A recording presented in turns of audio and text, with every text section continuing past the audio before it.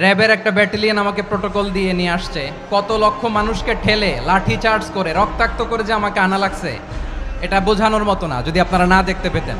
পেকুয়ার ভাইয়েরা, তোমরা আজকে ইতিহাস গড়েছ।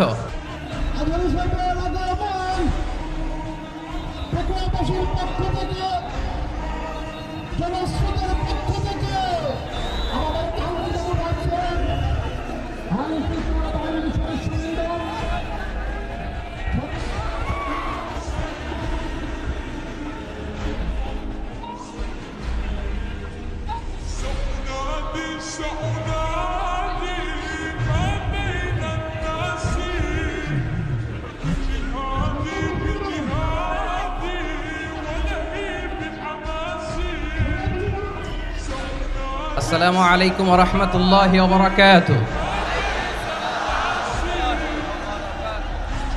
অন্যরা কেনাসন বেগুন গমাসন নে হর্ষবাজারের বেগুন চলি আসছেন পাল্লার। আল্লাহু আকবার, আল্লাহু আকবার, আল্লাহু আকবার কাবীরা। প্রিয় ভাইয়েরা, আপনারা সবাই ভালো আছেন? সবাই ভালো আছেন? আপনারা অনেক কষ্ট হয়েছে আপনাদের, আমি জানি। আর অল্প সময় একটু কষ্ট দিব। সকাল 10টা থেকে রাত 10টা পর্যন্ত 12 ঘন্টার একটা প্রোগ্রাম। এই তো 10টা বাজতে আর অল্প কিছু সময় বাকি, আমি শেষ করে দেবেন। 3 দিন আগে আসছো? আচ্ছা, মাশাআল্লাহ মাশাআল্লাহ। আমাদের একটা প্রতিবেশী দেশ আছে, আমরা আমাদের দেশ নিয়ে যত ভাবি তারা তার চেয়ে বেশি ভাবে। কথা বুঝতেছেন না? আরো ভেঙে বলতে হবে। হ্যাঁ, আমরা আমাদের দেশ নিয়ে যত উদ্বিগ্ন, এদের আরো টেনশন বেশি। বলেন, আমাদের দেশে শান্তি আছে না নাই? আমরা হিন্দু মুসলিমে কখনো দাঙ্গা লাগে? আসতে বলেন, কেন লাগে? ওদের পূজা পর্বণে আমাদের মাদ্রাসার ছেলেরা যে পাহারা দেয়, চিল্লায় বলেন ঠিক কিনা? আমাদের তাফসির মাহফিলের সময় ওরা ডিস্টার্ব করেন, ঢোল বাজায় না। ওদের পূজা পার্বণের সময় আমাদের তাফসির মাহফিলের ডেট হলে আমরা চেঞ্জ করে দেই। সুবহানাল্লাহ, কি সাম্প্রদায়িক সম্প্রীতির রোল মডেল। আর ওই বাংলাদেশের ব্যাপারে তারা অনেক ডিসইনফরমেশন ছড়াচ্ছিল। ভারতের অনেকগুলো গণমাধ্যম, আমি জেনারেলাইজ করব না, আমাদের প্রতিবেশী দেশের সব গণমাধ্যমকে আমি দোষ দিতে চাই না। অনেকগুলো গণমাধ্যম তারা ডিসইনফরমেশন শেয়ার করেছে। ডিসইনফরমেশন আর মিস ইনফরমেশনের পার্থক্য আছে। মিস ইনফরমেশন না জেনে ভুল বুঝে একটা মিথ্যা বা ভুল তথ্য ছড়িয়ে দেয়া, এটার ক্ষমা আছে, এটার কি আছে। আর ডিসইনফরমেশন মানে ইচ্ছা করে, প্ল্যান করে, ম্যাপ করে, ছক এঁকে মিথ্যা, গুজব, রটনা সোশ্যাল মিডিয়ায় ছড়ানো, এটার ক্ষমা আছে? আওয়াজ করে বলেন, ক্ষমা আছে? ভারতের কিছু গণমাধ্যম তাই করেছে।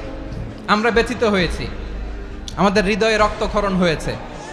আমাদের প্রতিবেশী দেশকে বলতে চাই, আমাদের দেশ নিয়ে আপনাদের ভাবার দরকার নাই।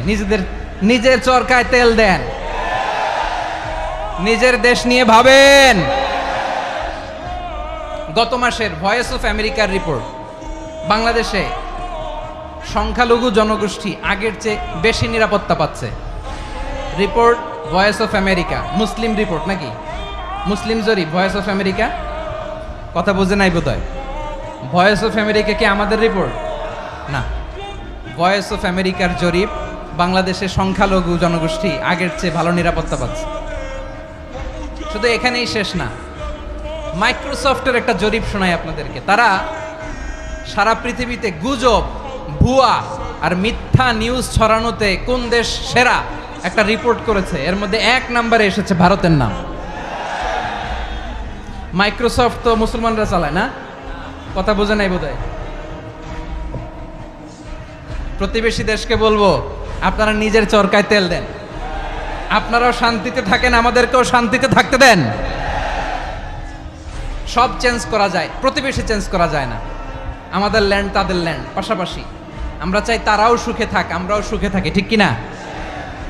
কিন্তু প্রতিবেশী হলে বন্ধুত্বপূর্ণ আচরণ করতে হয়।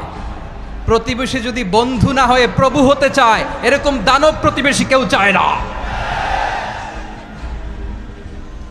ভারত যদি বন্ধুত্ব উপহার দেয় আমরাও বন্ধুত্ব দিব, কি বলেন? তারা যদি বন্ধু সুলভ আচরণ করে আমরাও বন্ধুত্ব উপহার দেব, কারণ আমাদের পররাষ্ট্র নীতি হচ্ছে সবার সাথে বন্ধুত্ব, কারোর সাথে বৈরিতা নয়। আলহামদুলিল্লাহ বলেন, কত চমৎকার পলিসি আমাদের। আমরা নির্বিবাদী, আমরা বাংলাদেশিরা শান্তিকামী, we are proud of that.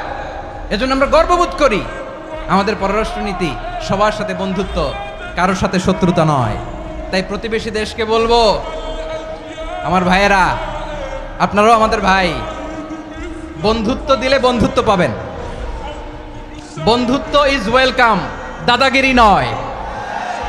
বন্ধুত্ব ওয়েলকাম, দাদাগিরি নয়, লাউড অ্যান্ড ক্লিয়ার।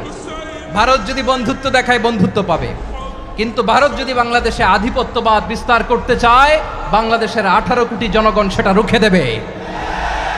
ভারত যদি গৌর গোবিন্দের ভূমিকায় নামতে চায়, দেশের 18 কোটি মুসলমান শাহজালালের ভূমিকায় নামবে।